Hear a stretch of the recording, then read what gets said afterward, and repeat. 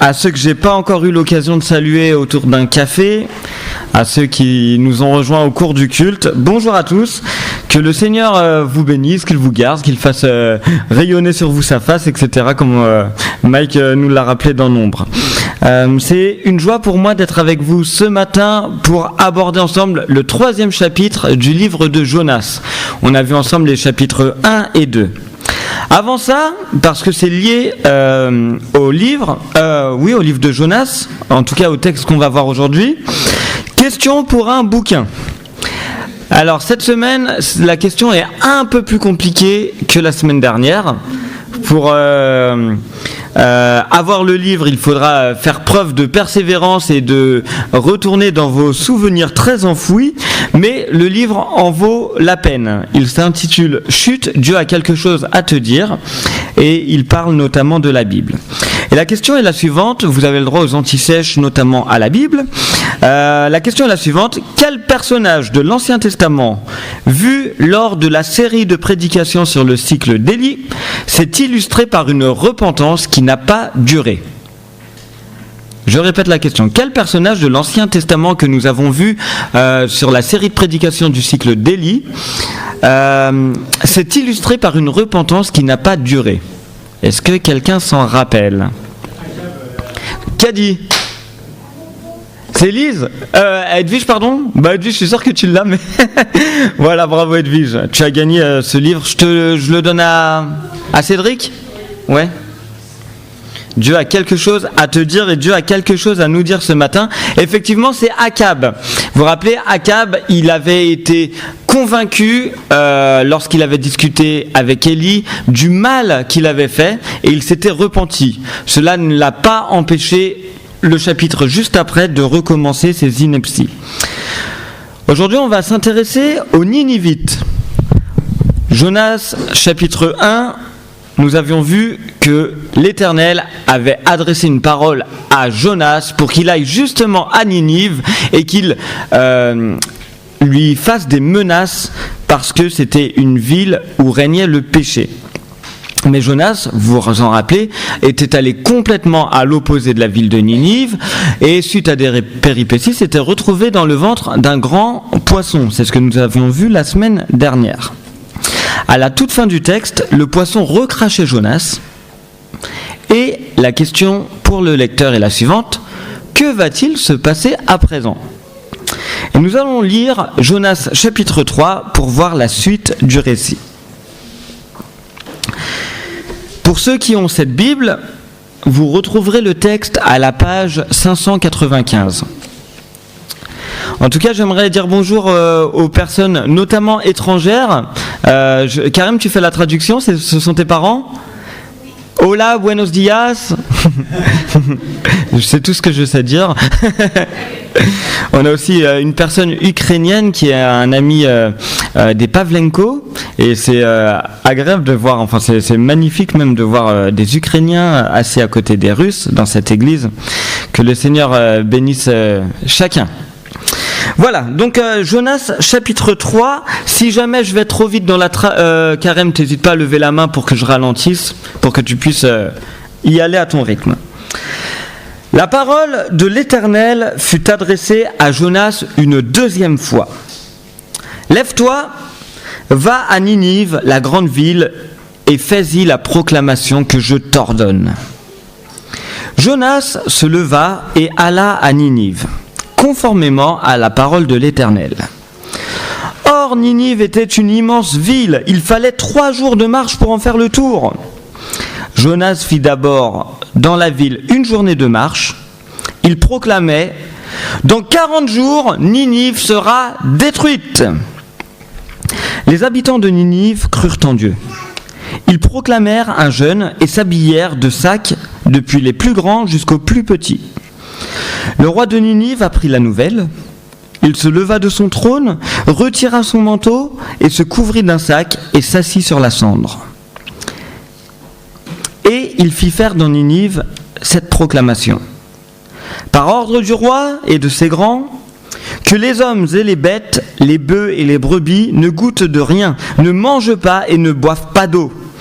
Que les hommes et les bêtes soient couverts de sacs, qu'ils crient à Dieu avec force et qu'ils renoncent tous à leur mauvaise conduite et aux actes de violence dont leurs mains sont capables. Qui sait si Dieu ne se ravisera pas et ne reviendra pas sur sa décision, s'il ne renoncera pas à son ardente colère, de sorte que nous ne mourions pas. Dieu vit ce qu'ils faisaient. Il vit qu'ils renonçaient à leur mauvaise conduite. Alors Dieu regretta le mal dont il les avait menacés et ne le fit pas. Jusqu'ici la parole du Seigneur. Pour aborder ce texte, je vous propose 3 points.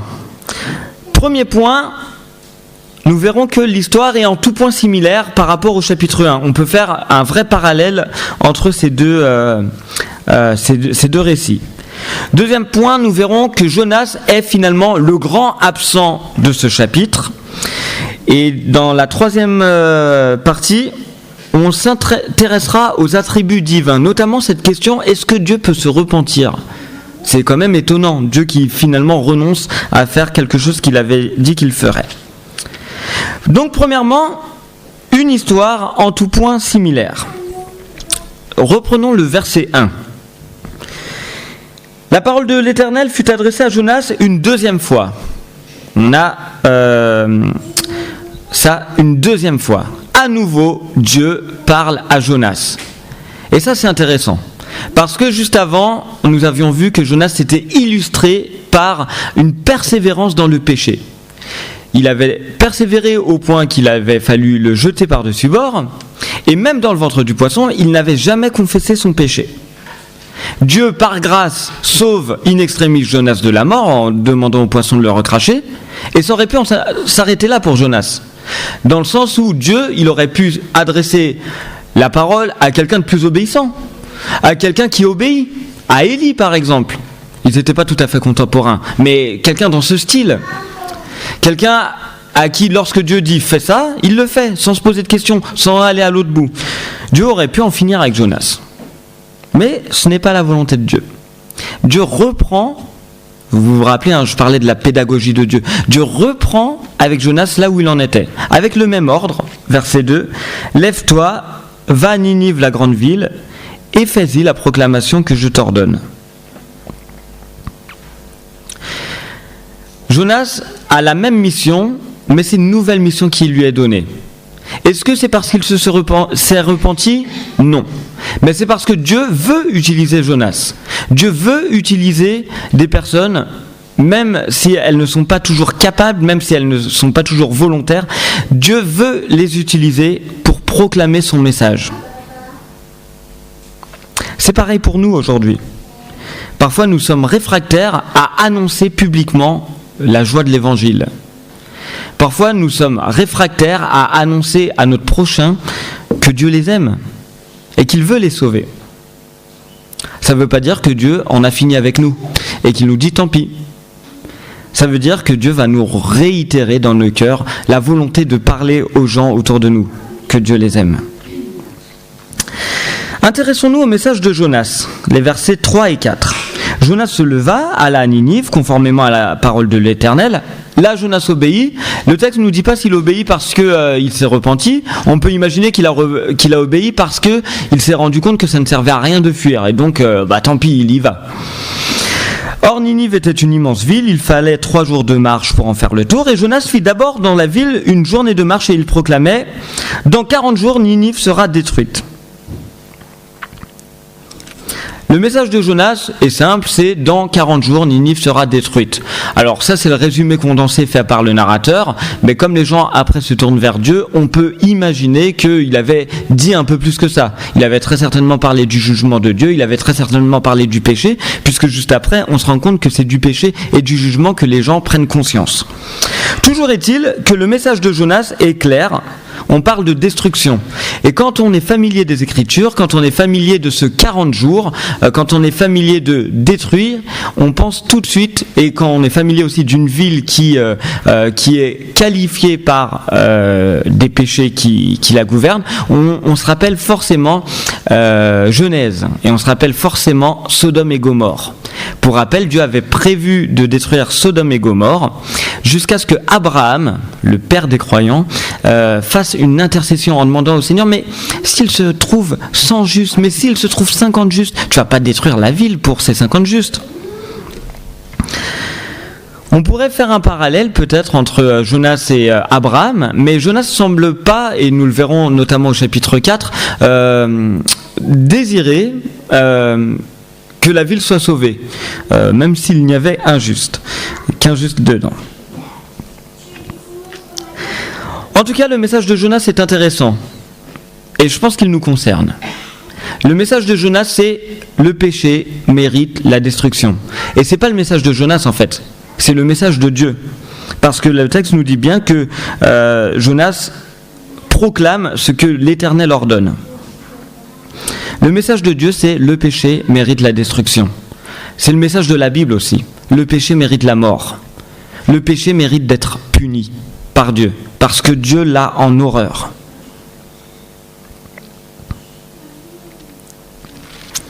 Mais l'histoire se répète comme au chapitre 1, et on peut voir un parallèle entre les marins, qui étaient sur leur bateau, et les Ninivites.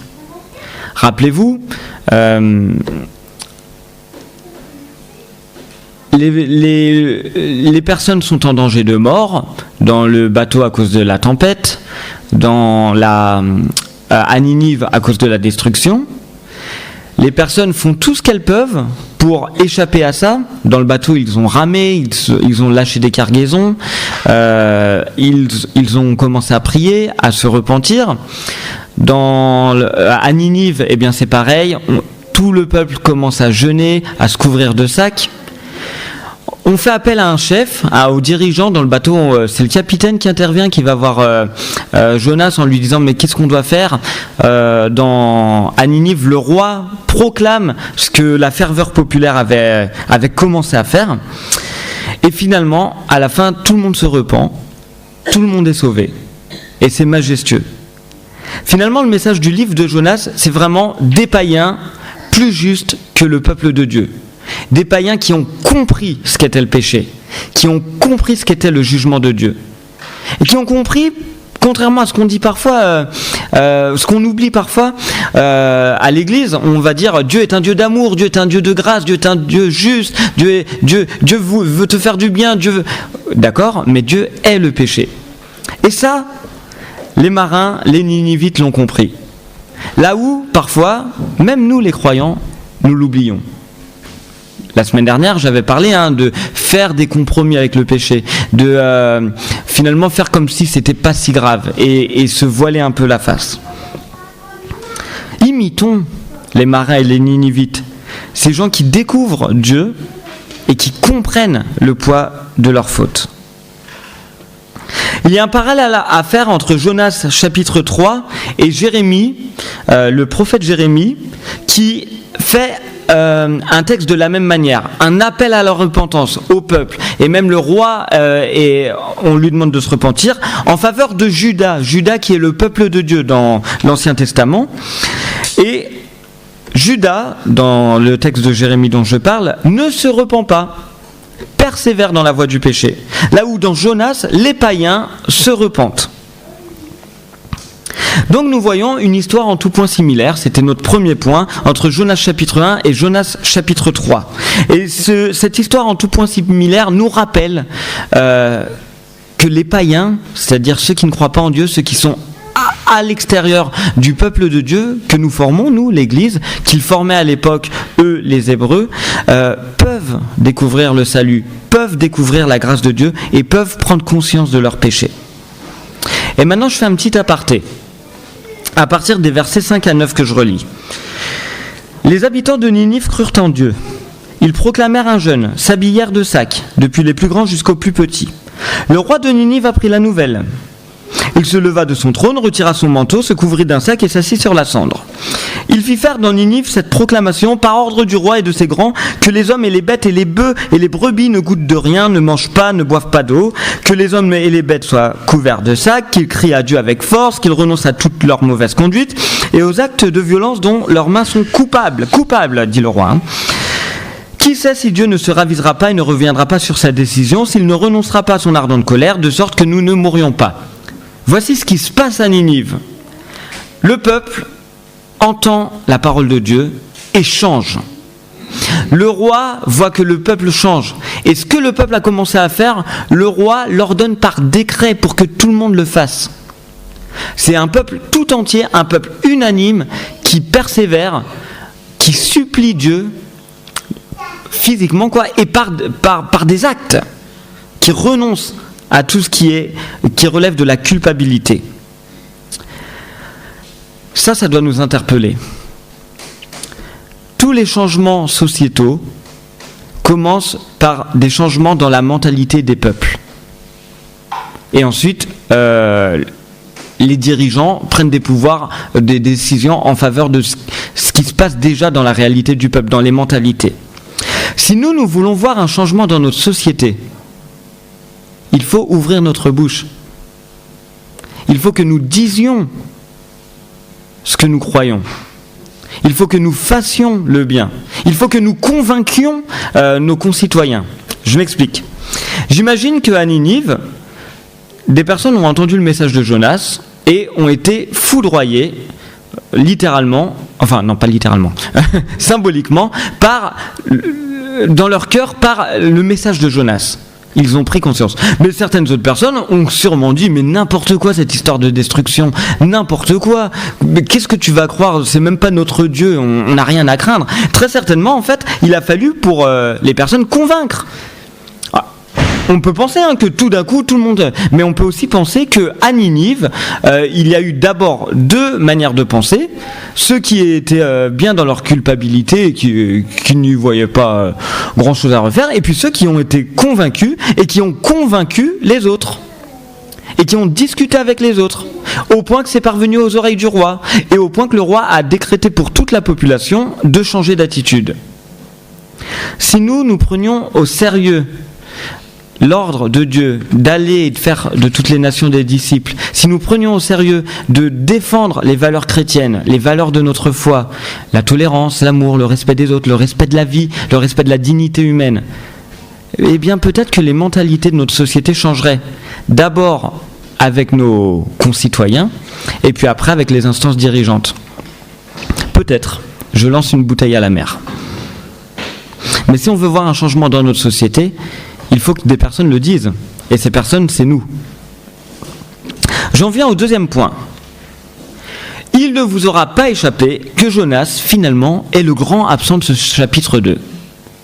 On le voit au début, il obéit, il proclame, la ville fait 3 jours, on nous dit il fait d'abord en 1 jour le premier tour, et puis il dit dans 40 jours Ninive sera détruite. Et on n'entend plus parler du tout de Jonas.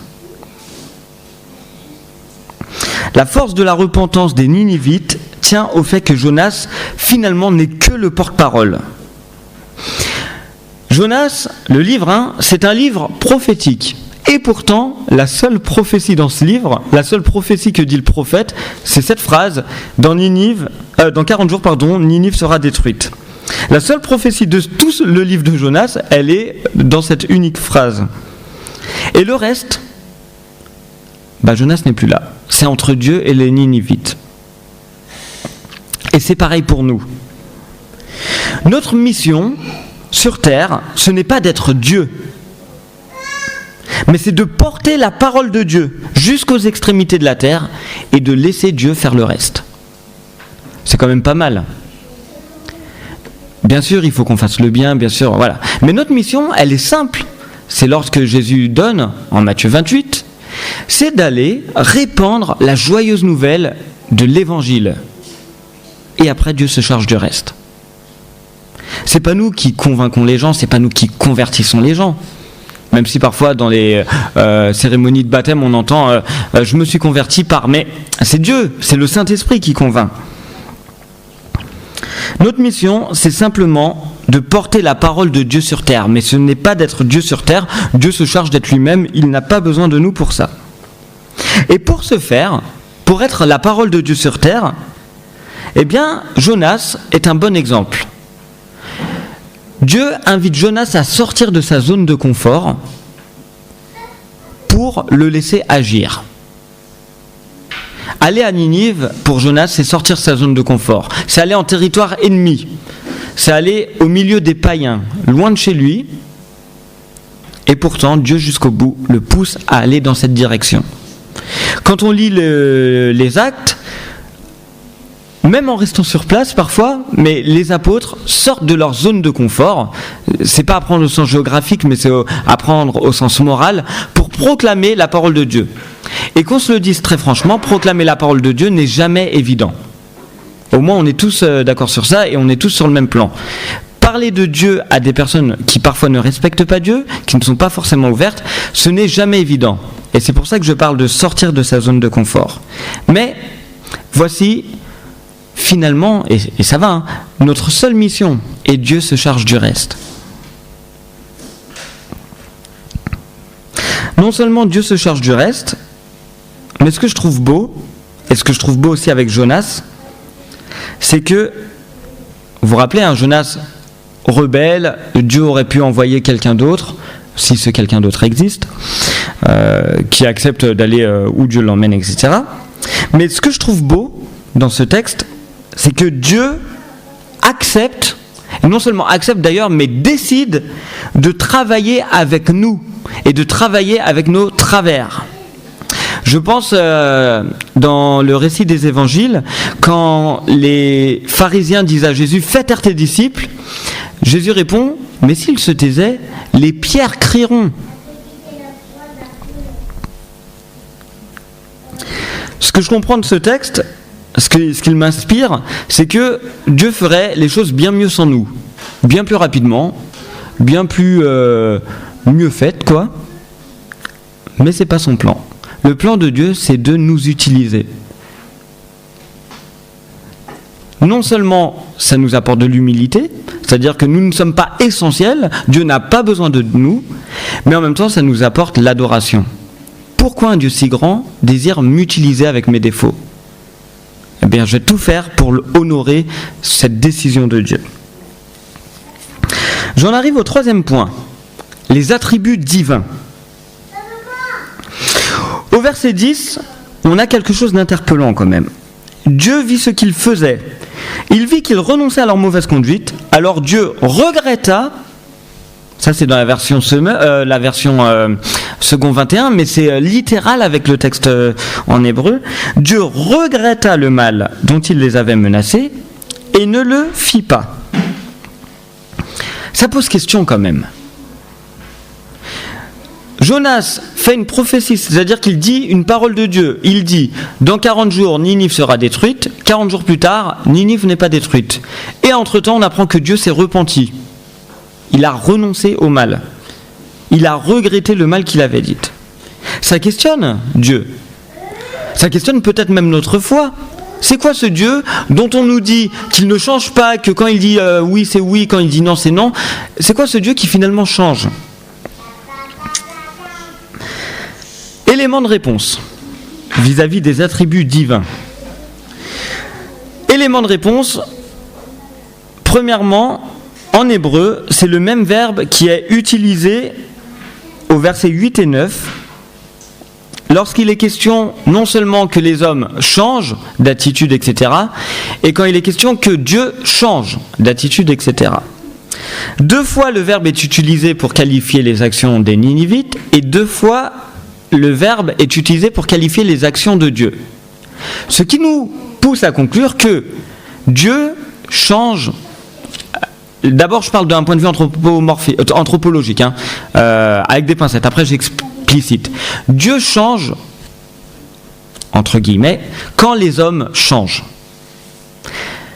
La prophétie de Jonas, et d'ailleurs c'est le cas dans beaucoup de prophéties de l'Ancien Testament, ce ne sont pas des prophéties qui disent « Dans 40 jours, Ninive sera détruite, point, décret absolu de Dieu, inconditionnel ». Dieu, il est capable de faire des décrets inconditionnels. Mais ce n'est pas le but. Parce que sinon, quel intérêt d'aller proclamer ça ? Autant le faire tout sans qu'il y ait un porte-parole. Mais Dieu vise la repentance, le changement, le changement des hommes. Et une fois que les hommes changent, Dieu change son point de vue. Maintenant, qu'est-ce que ça veut dire que Dieu change? Est-ce que Dieu n'est pas omniscient? Est-ce que Dieu ne contrôle pas tout? Est-ce que Dieu ne sait pas tout? La Bible, pour qualifier l'action et l'agir de Dieu, pour essayer de le rendre cohérent avec la pensée limitée des hommes, utilise souvent un langage logique. Anthropologique, c'est-à-dire on utilise des attributs, des qualités humaines pour désigner l'agir de Dieu, afin de rendre mieux compte pour les hommes ce qu'est Dieu. Mais, attention, à chaque parallèle biblique, c'est pour mettre justement en valeur combien Dieu et les hommes sont différents. Dieu ne se repent pas, bien sûr. Dieu ne regrette pas. Dieu a une vision claire de tout. Mais pour que les hommes comprennent un petit peu ce qui se passe dans le cœur de Dieu, même si c'est d'un point de vue humain, notre compétence de connaissance est limitée, la Bible utilise un langage anthropologique. C'est pour ça que parfois on parle d'un cœur de Dieu, qu'on parle d'une main de Dieu. Et lors de la présidence de la semaine dernière, Cédric nous a bien rappelé que Dieu n'a pas de main, que Dieu n'a pas de yeux, qu'il est esprit. Mais, pour qu'on comprenne un peu mieux, la Bible utilise un langage anthropologique, c'est-à-dire d'un point de vue humain. D'un point de vue humain, on a l'impression que Dieu s'est repenti. D'un point de vue humain, on a l'impression que Dieu regrette, parce que finalement Ninive n'est pas détruite. Mais ce n'est pas tout à fait ça, ce n'est pas juste tout à fait de dire ça, parce que Dieu ne change pas et Dieu ne se repent pas. Il tient tout dans sa main, il savait très certainement que les Ninivites allaient se repentir, et il a utilisé ce biais pédagogique qu'est la menace de destruction pour qu'ils se repentent. Et petite parenthèse que je n'avais pas prévu de faire, mais que je fais quand même, c'est que Dieu tient tellement tout dans sa main, et vous savez que dans la Bible, les nombres sont symboliques, 40 jours, on en arrive souvent à 40 jours, c'est un chiffre symbolique, parfois littéral, bien sûr, mais aussi symbolique, comme pour nous le chiffre 3, le nombre 10. Il faut savoir que quelques années plus tard, Ninive est effectivement détruite. Dans d'autres circonstances, c'est pour ça que j'ai commencé avec Akab, la repentance finalement qui ne dure pas longtemps, c'est un petit peu ce qui va qualifier Ninive. Ils ont eu un sursis de grâce par leur repentance express, mais dans le temps, contrairement aux marins, Ninive retrouve son péché et finalement le royaume assyrien est rasé après avec le royaume babylonien. Dieu tient tout dans sa main et il ne parle pas à la légère. J'aimerais conclure avec différentes choses. Premièrement, je reviens à cette histoire de repentance. Il y a je ne sais pas si vous connaissez le groupe de rap Dévotion, c'est un groupe de rap chrétien, ils ont une musique qui s'appelle La vraie repentance.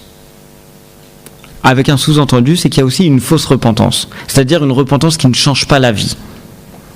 Voici ce que disait Blaise Pascal. Il dit « Les hommes prennent souvent leur imagination pour leur cœur, et ils croient être convertis dès qu'ils pensent à se convertir. » On pourrait utiliser ça avec le verbe repentir. Ils croient être repentis dès qu'ils pensent à se repentir. Akab, les Ninivites, la parole de Blaise Pascal, nous montre bien que dans la vie des hommes et des femmes, peut-être même dans la vie de certaines personnes de cette église, parce que c'est connu, moi j'en ai vu des personnes qui se repentaient tous les 4 matins et qui finalement tombaient dans les mêmes péchés et qui finalement après ont abandonné la foi, nous montre que la vraie repentance qui sauve n'est pas celle qu'on a comme ça sur un coup de tête, sur un sentiment et qui n'a pas de fruit dans le temps. Ce qui montre que nous sommes croyants, c'est pas ce qui fait que nous sommes croyants, ce qui montre que nous sommes croyants, ce sont nos œuvres. Les œuvres ne nous sauvent pas, ça la Bible elle est bien claire, c'est la foi qui sauve, mais la foi en nous suscite des œuvres, à long terme. Un rapport avec Dieu, une relation avec Dieu à long terme.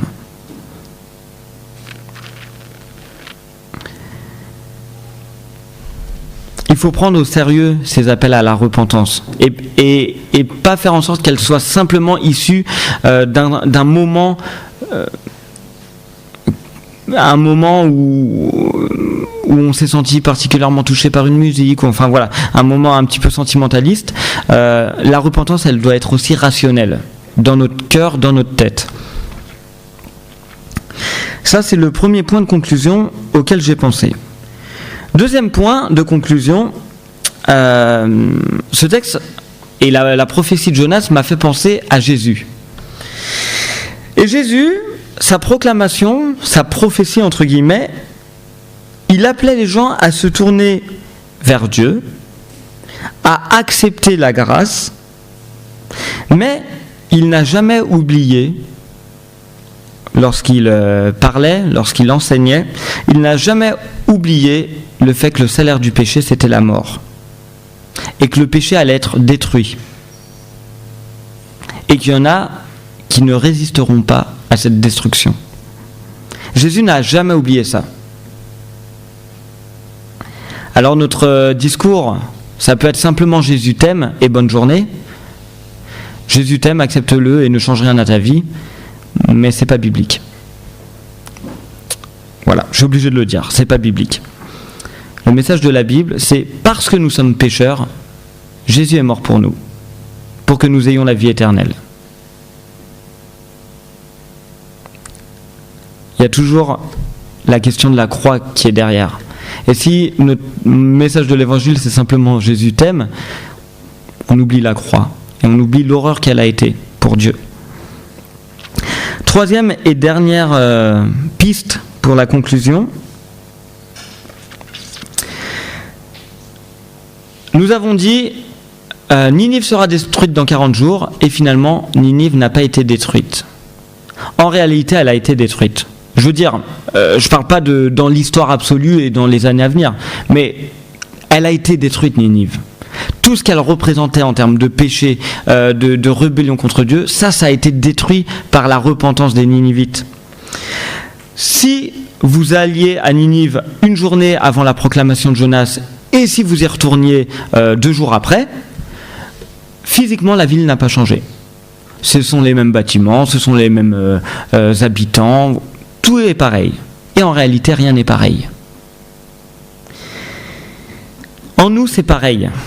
Lorsque nous nous repentons, lorsque nous acceptons Jésus-Christ comme Seigneur et Sauveur, physiquement rien ne change. Nos blagues sont les mêmes, physiquement nous sommes pareils, nous habitons au même endroit. Physiquement, du jour au lendemain, les personnes nous voient et rien n'a changé.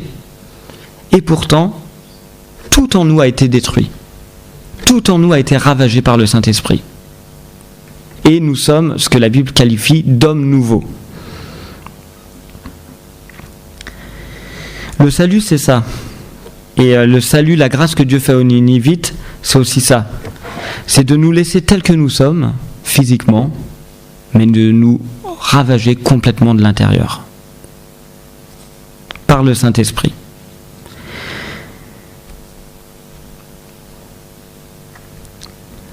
Apprenons de la Bible, apprenons de ces points que nous avons vus, apprenons à voir le péché détruit autour de nous, même si rien ne changera physiquement, détruisons quand même le péché autour de nous. Que nous ayons la grâce de voir des amis, des frères, des collègues touchés par la grâce de Dieu, touchés par l'appel à la repentance de Dieu et touchés par la destruction du péché en eux. Et que ce même péché soit détruit en nous. Amen. Je vous invite à prier.